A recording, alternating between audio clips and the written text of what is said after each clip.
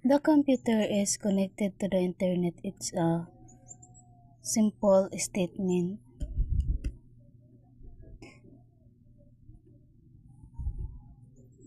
Simple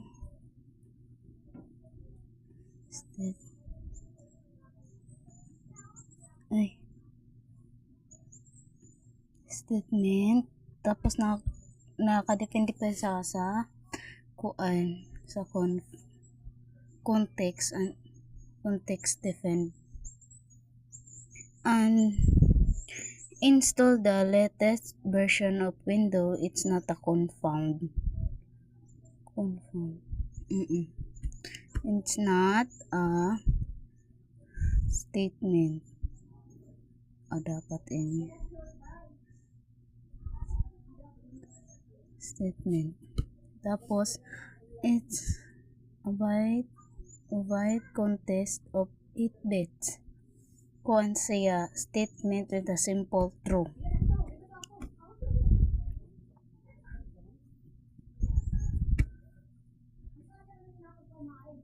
Statement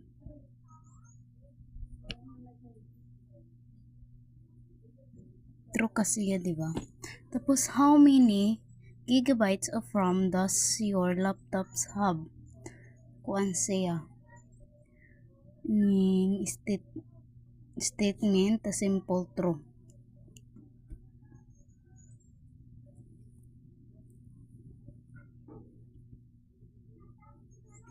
Mali spelling pa physical statement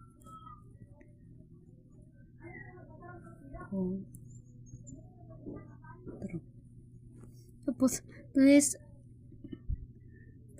reboot the service of after maintenance. Kuan, this is not a statement.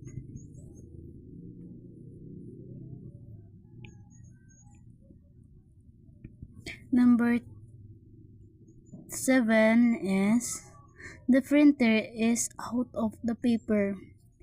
It's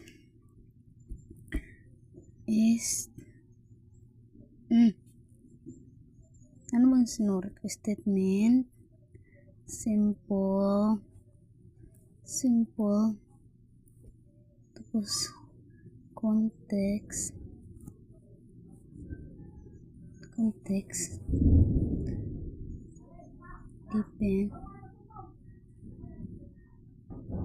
depend context depend lang siya. Tapos JavaScript is the same Java. It's an statement with a simple false.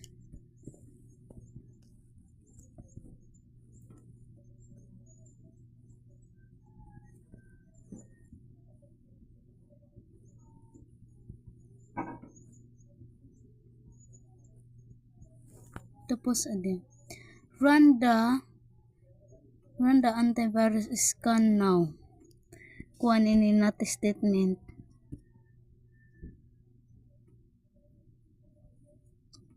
Tapos cloud computing improve data accessibility is a statement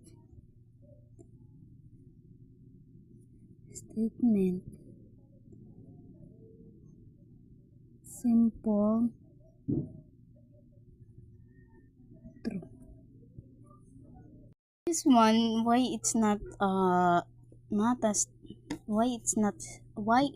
statement because it's command, diba? It's command. Tapos number 4, how many gigabytes? Nagpapakian na kasi ya question ini, so it's not a kuan.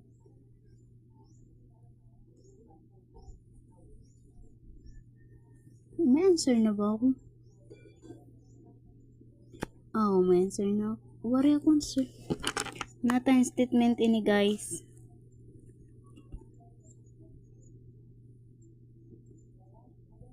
Tapos number 9 of 6, please reboot the service after maintenance. It's not a statement, diba? Because kuan siya nagko-command diya tapos na request.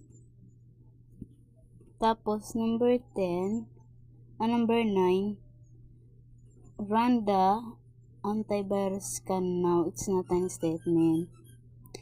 It's command exclamation. That's all. Thank you. Next, we complete the wait lang ha. Wait. Okay, next is let's start. Not why is the answer is 0 kasi na siya kasi. And next is 0 lagi kasi nag-0. And this one is the answer is no. Not Z is 0. So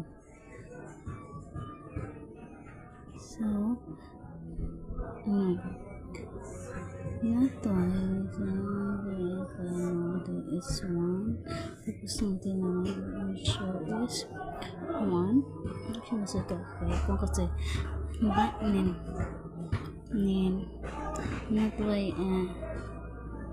not why or Z is 1 siya kasi answer siya kasi kuhaan value hindi na value sa next is not why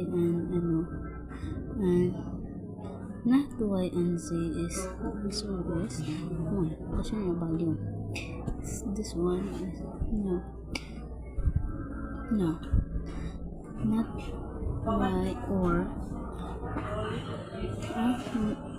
not x and or y is the value of 0. So next is let's not z and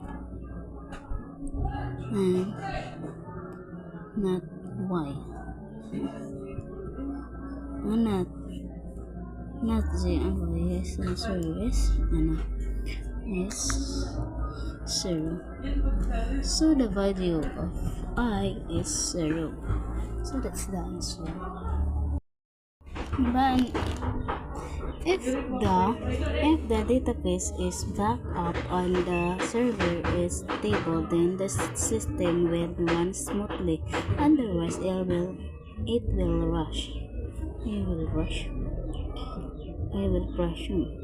So the preposition is the database is backed.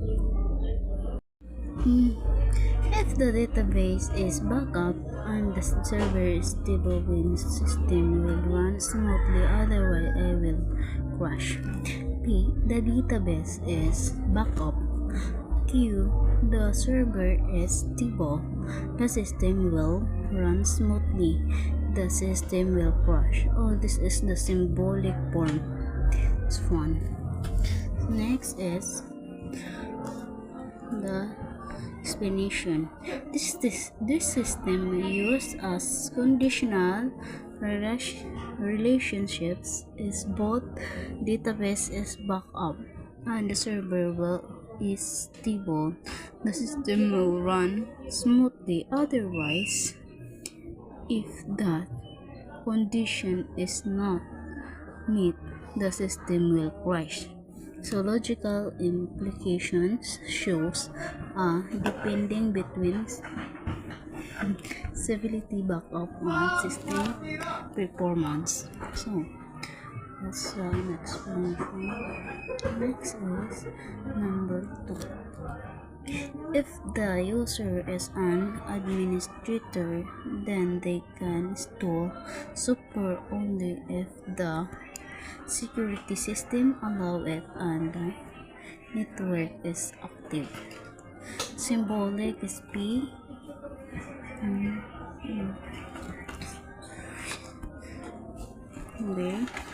P user is administration. So let's go back to explanation. The expresses of state conditional. Being an administrator implies that installing the software depends on both the security setting and the network being active. Number 3. Number 3.